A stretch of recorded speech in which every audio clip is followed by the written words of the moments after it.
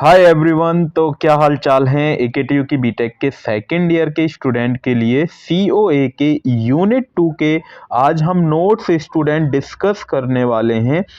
इसके साथ साथ इसको हम ये तरीका से भी देखेंगे, इसके अंदर हम कुछ इंपॉर्टेंट टॉपिक्स भी डिस्कस करेंगे और इसका हम कोशिश करेंगे कि इसकी वन शॉट एक तरीका से जो हम इंपॉर्टेंट टॉपिक्स डिस्कस करेंगे उनको मैं साथ के साथ बताता चलूँ आपको, ठीक है, क्या क्या होते हैं। ठीक है, तो चलिए स्टार्ट करते हैं इस प्यारी सी वीडियो को। Yes, my name is Ankush Kumar and this is your beautiful the channel B Tech poly by एके।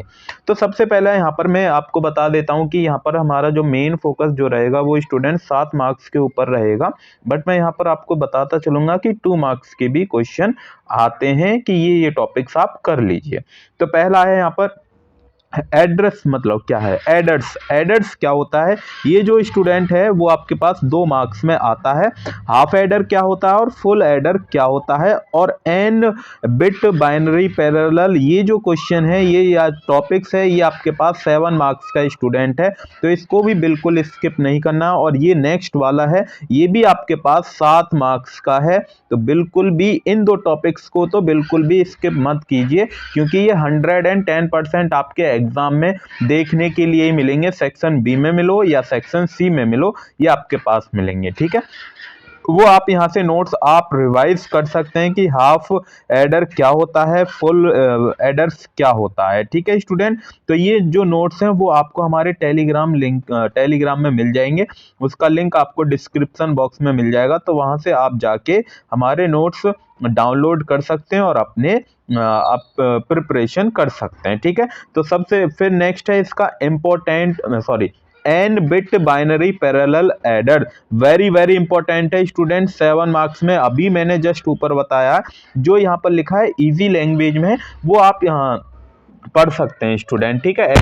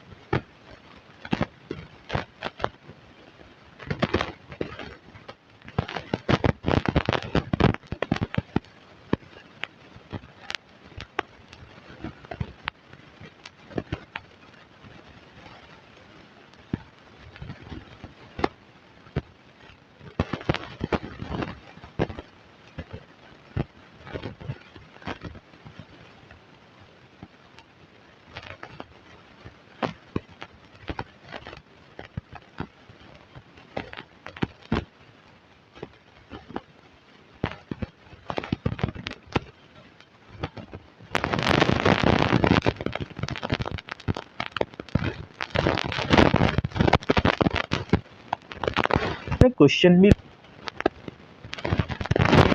आप अपने आप देख सकते हैं और प्रैक्टिस कर सकते हैं। यहाँ पर ये जो स्टूडेंट है वो इसका बूथ एल्गोरिदम का साइन के अकॉर्डिंग इसका फ्लो चार्ट दिया गया है। तो ये फ्लो चार्ट यदि बूथ एल्गोरिदम आती है तो ये फ्लो चार्ट आपको बना के आना है साइन में। ठीक है, साइन में। यदि अनसाइंड दिया है तो ये जो साइन के हैं बूथ मल्टीप्लिकेशन एग्जाम्पल दिए हैं कि जैसे माइनस के 7 और प्लस के 3 की मल्टीप्लाई करें तो माइनस के 21 आता है।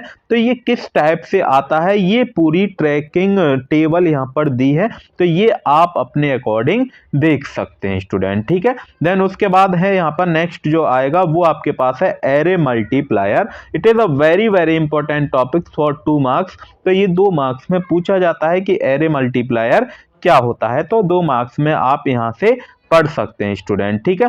देन उसके बाद ये इसका डायग्राम है, ठीक है। अगर 4x4 की मैट्रिक्स आती है, तब 4x4 की एरे वगैरह आती है, तो ये आपको बना के आना है जैसे यहाँ पर ये डायग्राम बना हुआ है, ठीक है। सेम ऐसे ही आपको 4x4 का ये सर्किट डायग्राम है। और ऊपर आप देखेंगे तो ये आपके पास मल्टीप्लिकेशन है कि मल्टीप्लिकेशन कैसे हुई है, मल्टीप्लाई कैसे की है हमने 4x4 एरे की। उसके बाद है डिवीजन ऑफ अनसाइंड इंटीजर। यहाँ पर साइन नहीं होगा, जैसे उसमें माइनस आ रहा था ना, यहाँ पे माइनस नहीं आएगा। तो यहाँ पर रीस्टोरिंग डिवीजन एल्गोरिदम हम बोलते हैं इसको। तो ये यहाँ पर स्टूडेंट इसका फ्लो चार्ट है। It is a important topic for 7 marks. तो यहाँ से क्वेश्चन बनता है, ठीक है, ऊपर से भी क्वेश्चन बनता है। बूथ एल्गोरिदम की आपको एल्गोरिदम पूछ लेता है, उसका फ्लो चार्ट पूछ लेता है और क्वेश्चन भी देगा 7 मार्क्स में। तो ये भी यहाँ से 7 मार्क्स का ही क्वेश्चन है, ठीक है। तो ये आप यहाँ से इसका फ्लो चार्ट तैयार कर सकते हैं। और यहाँ पर एग्जाम्पल लेके हमने एक्सप्लेन कर दिया है, ये एग्जाम्पल आप देख सकते हैं, क्योंकि एग्जाम्पल से आपको इजीली समझ में आ जाएगा। एक दो एग्जाम्पल हमने लिया है तो वो आप यहाँ से कर सकते हैं इजीली स्टूडेंट, ठीक है। उसके बाद अनसाइंड इंटीजर, ये नॉन रिस्टोरिंग मेथड है, वो रिस्टोरिंग मेथड था, ये नॉन रिस्टोरिंग मेथड है। तो ये इतना इंपॉर्टेंट नहीं है, इसको आप चाहें स्किप कर सकते हैं, ठीक है। Is that clear? तो ये सेम ऐसे यहाँ पर वही ऊपर वाला एग्जांपल, लेकिन वो रीस्टोरिंग से था, यहाँ पर नॉन रीस्टोरिंग मेथड से है।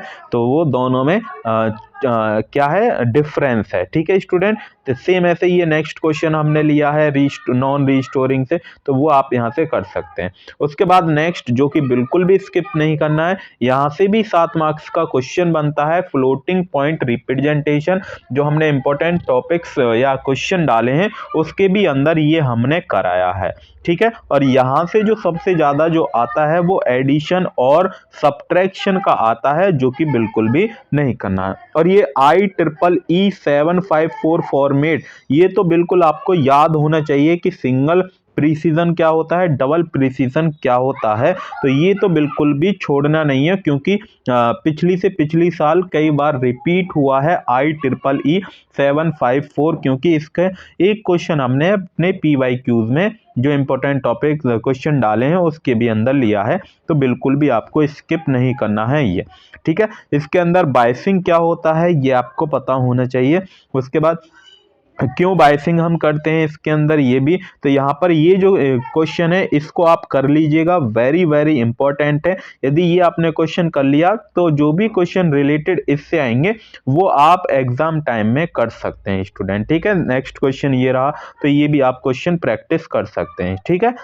Is that clear? Next question ये रहा कि ये इसको आप इसमें डबल और सिंगल प्रिसीजन को यूज करके इसको रिप्रेजेंट करिए कि क्या है ये, तो ठीक है ना। तो ये आप क्वेश्चन आप प्रैक्टिस कर सकते हैं। तो मैं बता रहा था कि यहाँ से एडिशन आता है और सब्ट्रैक्शन आता है। तो एडिशन सब्ट्रैक्शन का क्या रूल है, कैसे कैसे हम करते हैं, क्या एल्गोरिदम है, वो सब यहाँ पर लिखी हुई है। तो आप इसको कंप्लीटली रीड कर सकते हैं। ये आपके पास 7 मार्क्स का क्वेश्चन आता ही है, क्योंकि ये किसी की क्वेश्चन के साथ मर्ज करके आएगा, ठीक है ना।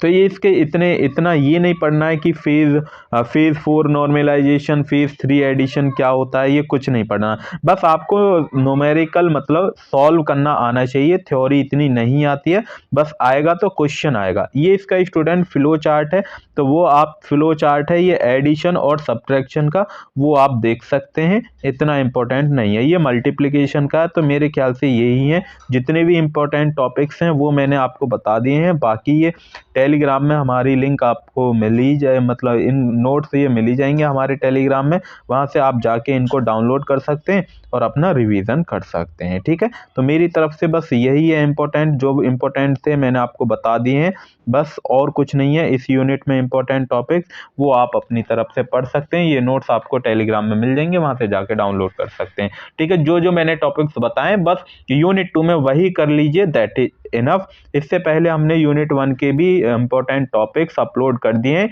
यदि आपने नहीं देखे तो उसका लिंक आपको डिस्क्रिप्शन बॉक्स में मिल जाएगा, तो वहां से जाके आप देख सकते हैं। तब तक के लिए ऑल द वेरी बेस्ट, पढ़ाई करते रहिए, थैंक यू।